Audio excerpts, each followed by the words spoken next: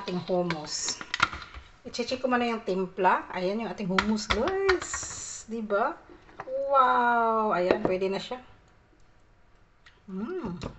Sobrang sarap. So, ilagay ko na siya sa lagayan, guys. Tapos, ilagay natin sa ref. Sa freezer. Not freezer. Sa ref lang. Tapos, kuha ko ng olive oil. Oh.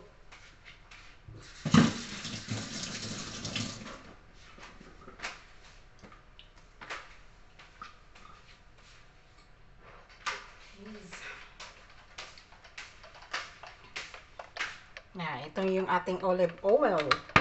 So, ngayon, ilagay natin siya dito. Ayan. Ayan. Tapos, lagay natin sa fridge, ref. Lagay natin sa ref. Tapos, lagyan natin ng olive oil on top. Yun. There you go. Wow. Look at that. Amazing. That's it, guys. Tapos, olive oil. Yan.